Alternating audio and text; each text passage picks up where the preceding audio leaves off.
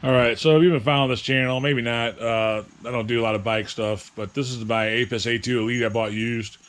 Had a few issues with it when I first got it. It had about 300 miles on it. It's got about 900 miles on it now. Well, actually, almost 1,000 miles on it now.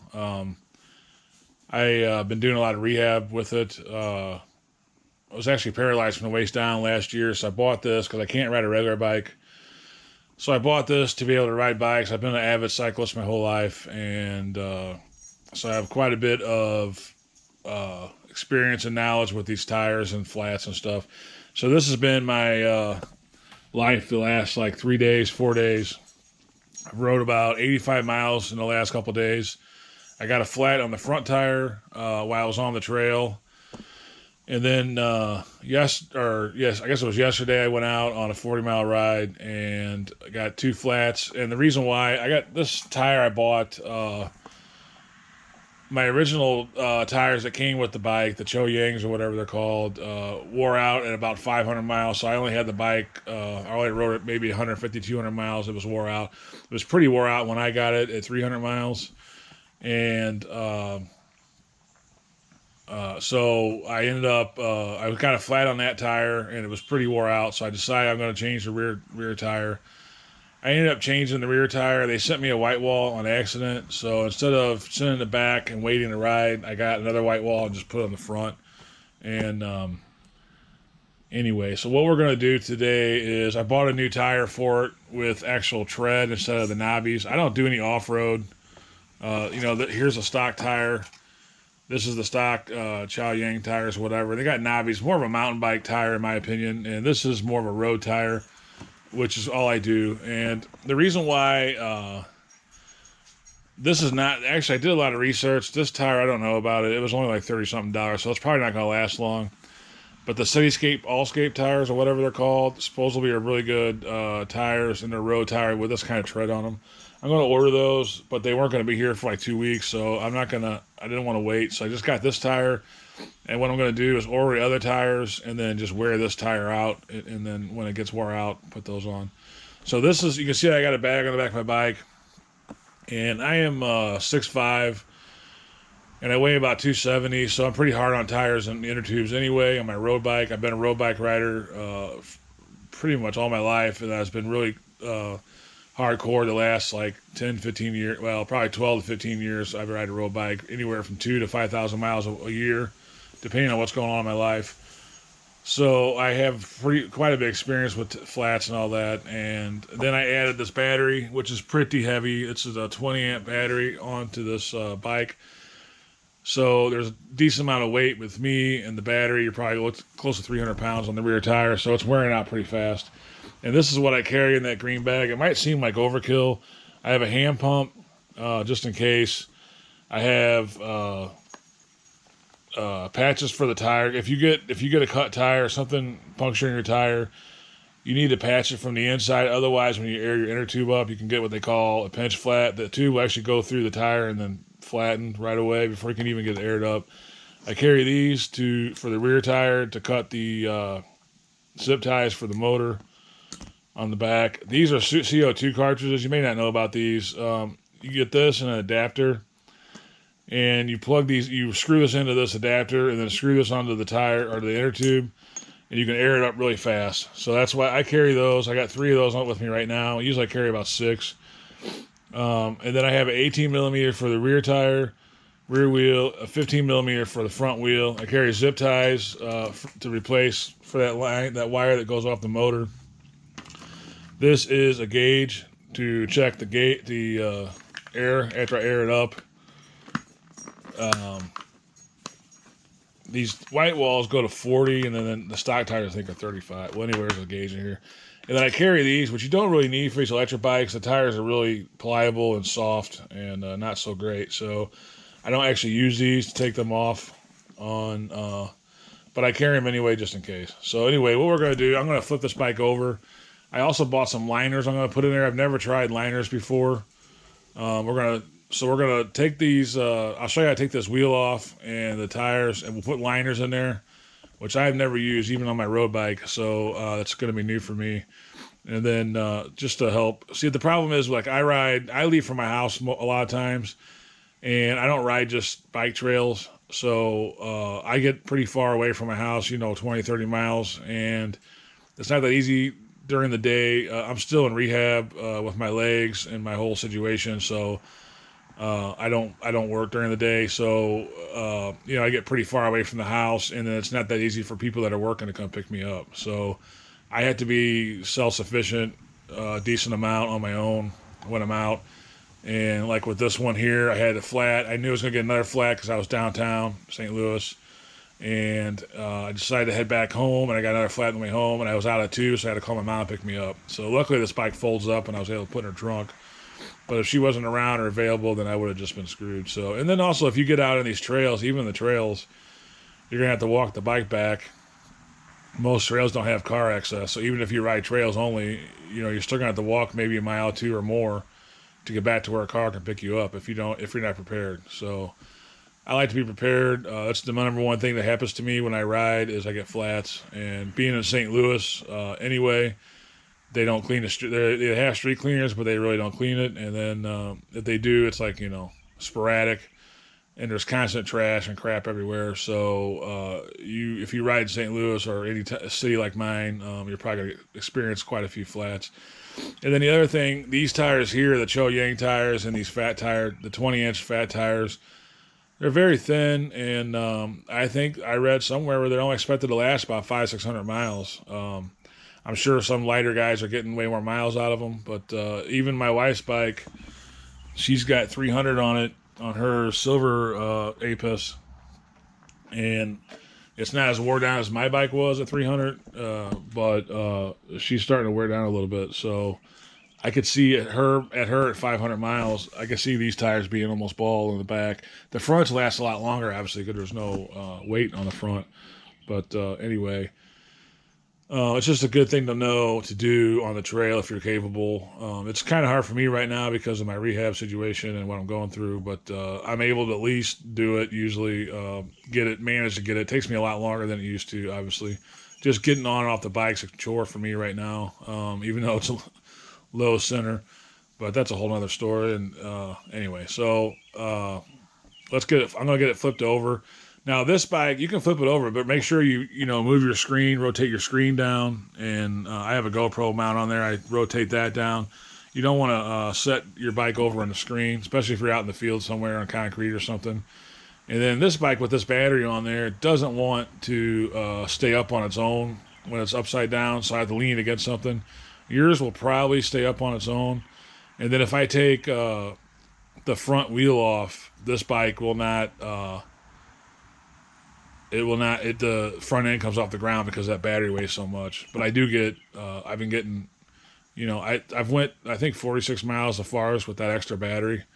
And that's really good because I was only getting about 25 miles with the stock battery at max. So 20 to 25. So I'm getting double the range with that extra battery. I think I can go probably 50, 55 max with that battery if I keep it in pass 3 and pedal most of the time. So it's a good addition, but it definitely adds weight to the bike. So anyway, I'm going to flip it over, lean against the toolbox here, and then we'll start taking it apart. All right, so the front's a lot easier than the rear because you don't have the motor to deal with. You're just going to take a 15-millimeter wrench. That's the only bad thing, too, about this setup is the 18 in the rear and a 15 in the front. So you have to carry 2 different wrenches. Not a big deal, but you have to carry an extra wrench instead of just having one. And you just get these loose until you get these locks out. Some people call them lawyer locks. It's a little tab, and it goes in the fork, and it prevents, like say this will come a little bit loose. Your wheel might stay on because this little tab is in the fork to prevent the wheel from coming off. If your nut would come way off, then it's not going to help you. But it's just a little safety feature.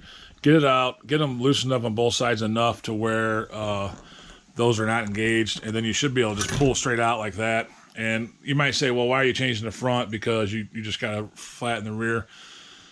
The reason is I'm going to put my stock tire back on it because it's black wall. It's kind of stupid, but I'm a little bit, I guess, OCD or something. I don't want like a white wall and a black wall on there. And I also need to put the liner in this wheel anyway.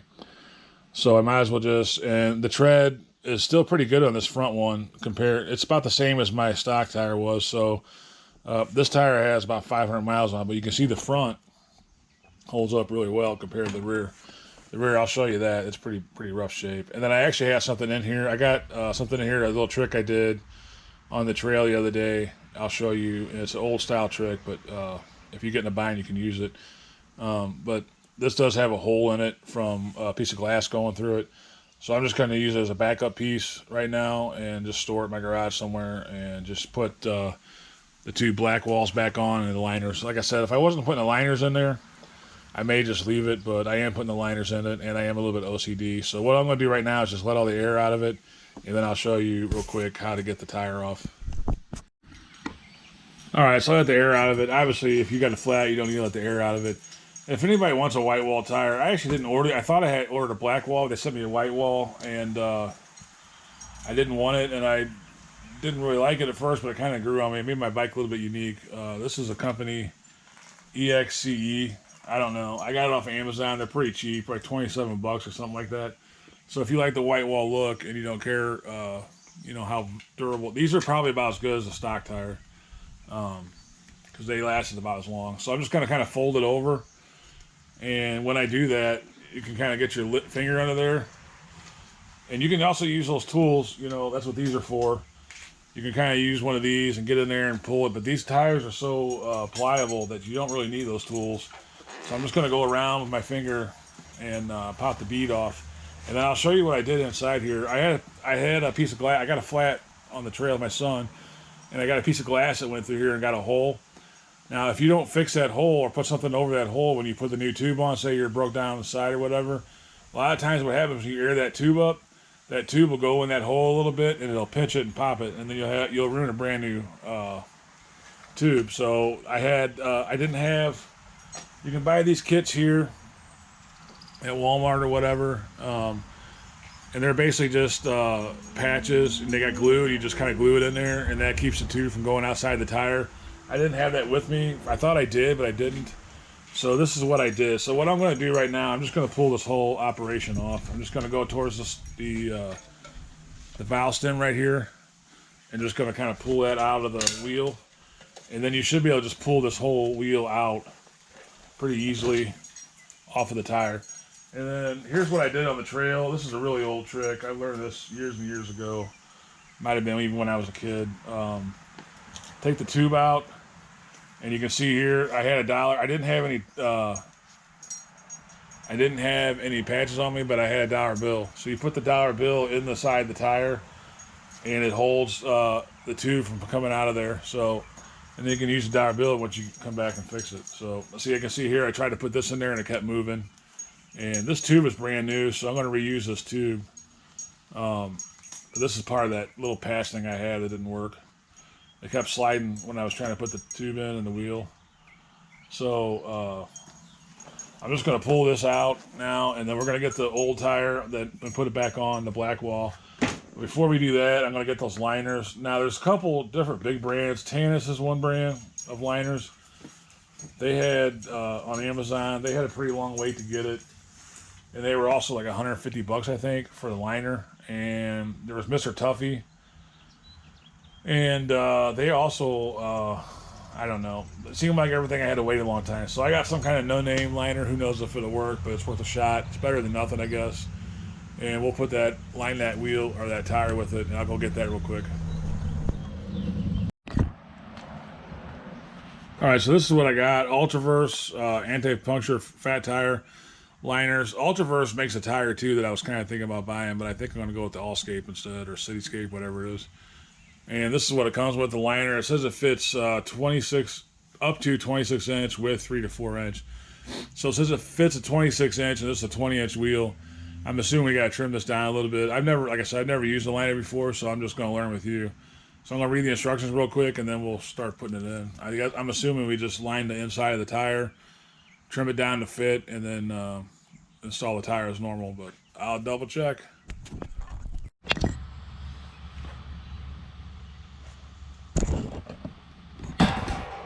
All right, so I got it in there. I guess the trick is to put the tube in there, air it up a little bit, and then work it in there. You're going to have a lot of patience. It wants to keep moving and sliding. It'd be nice if they put like a one-sided tape on it or something to kind of hold it on the wheel. They didn't. Like I said, this is multiverse or whatever I said. brand, and there's better brands out there, but yeah, you have to have a lot of patience to get that in there and get it lined up. And you get one side lined up, and the other side wants to pop out. It's like it's not wide enough, and it doesn't want to stay on the tire. So it took me about 20 minutes just to get that stupid liner in there, but it's in there now, so we're gonna go ahead and pop it on and pop the wheel on. I'll show you how to do that real quick, and then we'll put this wheel back on, go to the back.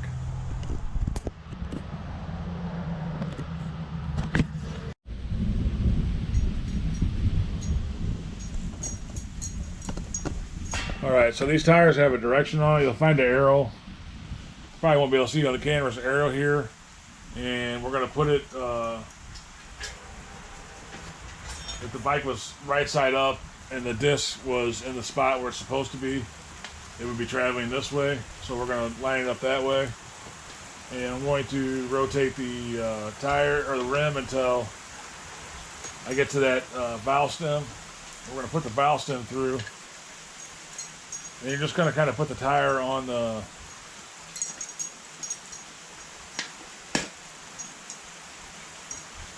wheel, and then I kind of flip it over and just get it over on this lip first. And like I said, it's so easy with these fat tires, the 20-inch. You don't need any tools or anything. And then I just start folding it over and pushing it in this way. Turn the wheel over. You just go around and kind of push it in. And if you got a tougher tire, you're not strong enough, you can always use those tools. This one's almost on. That's on right there. So that's how you get it on. And then, like I said, if you're not strong enough, or you got a stronger tire, just use these tools and kind of pop the bead in. So then we're just going to put it back on the tire, and you're going to kind of get those clips away from the fork.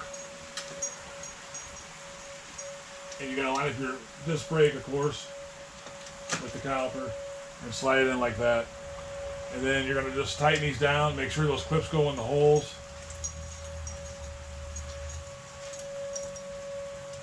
So that if it would come loose, you won't lose your wheel off your bike, and you don't bend it, the clip itself.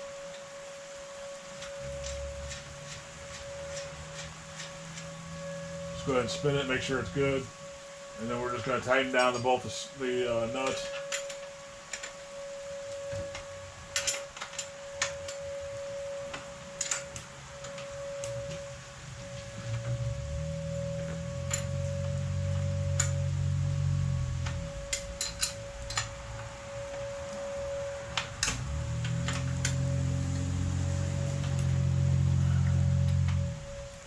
And you're good to go. You got to air it up.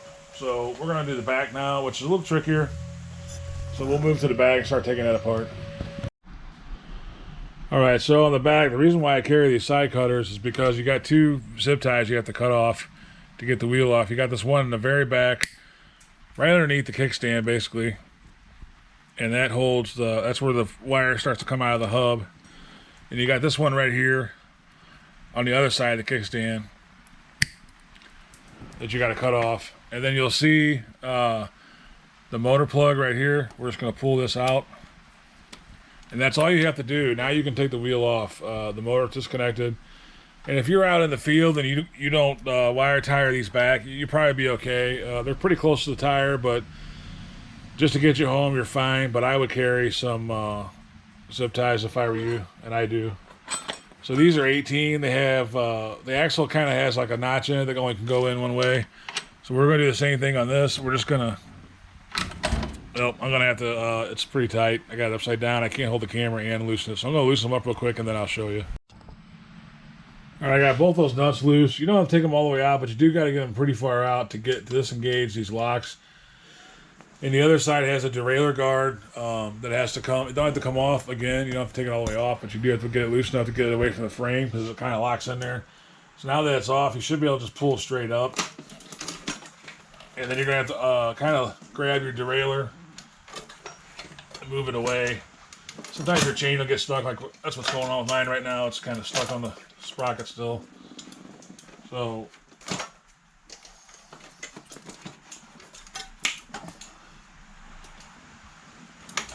You can kind of just pull up on the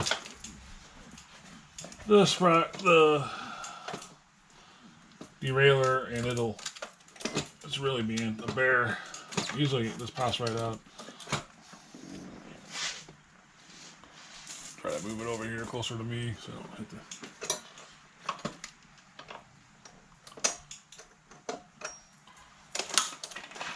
All right, and it's out now. I want to show you something real quick. This side's got the derailleur guard on it. You got to get this pretty loose and then pull this out. And this has a little notch on it that goes into the frame part and locks in. It can only lock in one way. And then on this side, you have a washer here at the end. That has to stay towards the hub. If this would slide this way, your chain will fall off and fall down in the frame because it'll be too far away. And then this won't tighten up right. This won't lock in right. So this little washer here has to be away. So you can see this tire is already basically off. So I'm just going to grab it here. I'll pull it away from the rim. And this tire and inner tube are trash on this. So I'm going to go ahead and stop the video and put a liner in the new tire and put a new tube in it, and then we'll pick it back up. And I don't know if the camera's picking it up or not. I hope it is, but you can see this tire is completely bald all the way around. You got the little side tread still, but the actual tire itself, all the treads are gone. And this was about, there's a big hole right here. This was about 450, 500 miles. Wasn't very much. I ride about, might have been less than that. I ride about 400 miles. I try to ride about 100, 120 miles a week, and I ride this. I bought this tire like less than 2 months ago, and it's already wore out. So I got to find some kind of solution for as much riding as I do. But so the tire I just got is a CST Big Boat. It's 20 by 3. I don't know. I got it on Amazon. It's got the regular tread on it. I'm hoping this will last a little longer. The tread's not real thick. The tire is definitely stiffer. I might have to use the tools to get this tire on. Like this tire, you can see, just folds up like nothing. And this tire does have a lot more rigidity to it. It's a lot stiffer, so maybe it'll last longer. You know, I'd be thrilled if I got 1,000 miles out of it, but we'll see. Like I said, it's a pretty cheap tire. I think it was like 30 bucks on Amazon. So we'll see. So I'm gonna I'm gonna put the liner in the thing, and then we'll get back on it. So just like I thought on before I put this on, this one's a little stiffer. I could probably get it on by hand, but I'm not gonna sit here and fight it. So once you get it on the one side, just take these tools and put them in there, and that helps. These are plastic, so it helps from you know, puncturing your tube, because you're going to want to air your tube up a little bit before you put it in through the wheel. So I'm just kind of going around and popping it in. See how I got a little bit left now? So this should pop in pretty easy from here.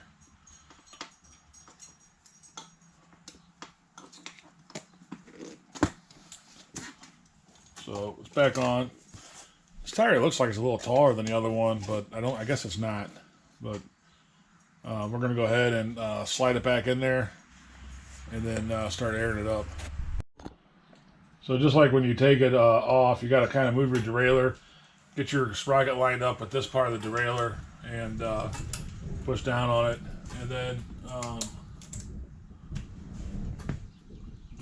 these axles have notches on both sides, and it goes in between. There's only one way you can really put them in, where they'll seat down. So you'll see that when you do it yourself. But right now we're just going to slide this in. You got to kind of line the brake rotor up, the chain, everything all at once on the back tire. So it's a little harder than the front, but it's not that bad.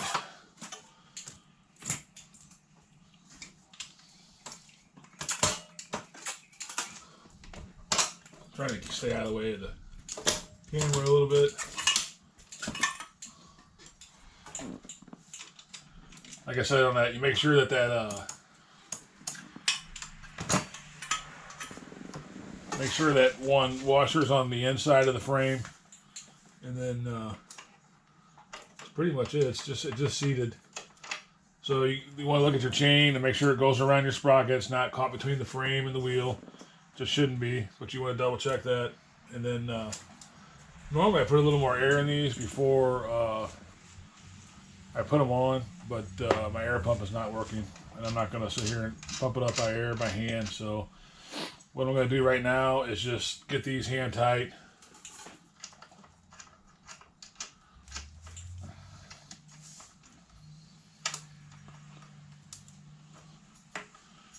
Your derailleur guard only goes in one way, but just make sure that it's locked in where it's supposed to be. You'll have a little bit of play with it, but you shouldn't be able to rotate it a lot. And then you're going to plug this motor back in, which is your main motor, what drives the bike. And then you're going to need a couple zip ties. Now, like I said, if you don't have it on the road, you can probably leave it like that to get back home. It's probably not going to be the worst thing in the world, but zip ties are light and cheap, so just buy them and keep them with you. You will have to keep your side cutter with you, but you're going to need something to cut this zip tie off either way. So, right, that's a pocket knife or a side cutter or whatever you have. I just take the side cutter with me because I'm a mechanic by trade, and I got a ton of them. So, why not use them? One of them.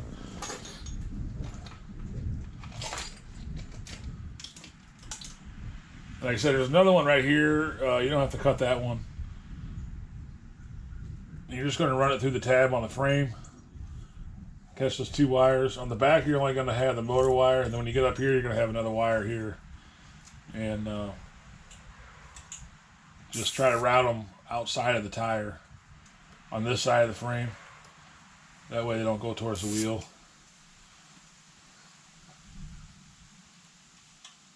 Oh, I missed one. There's three back here. I missed one. So I'm going to cut this one off. Thought there was only two. But there's three. Like I said, it'd probably be fine, but I'm not taking any chances. I ride quite a bit and pretty far away from my house without support, so I don't like... Oh, it's the brake cable. I don't like to take any chances with anything. Especially since I can't work right now. I ride during the day when everybody else is at work. So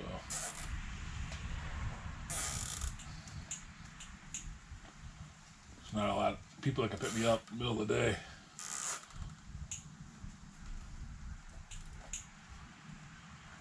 Brake cable's right by there, but it's away from it.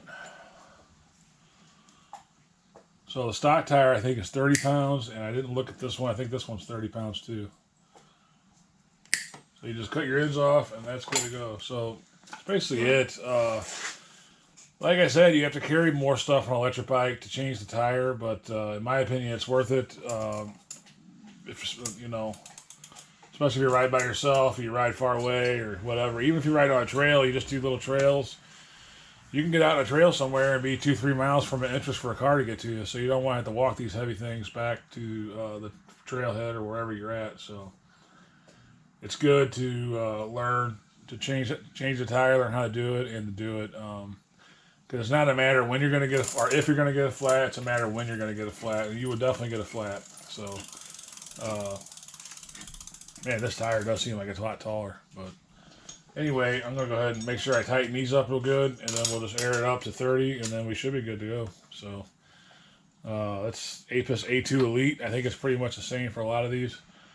I kind of showed you what you need to get to carry with you in case of emergency. So, thanks for watching. As always, God bless.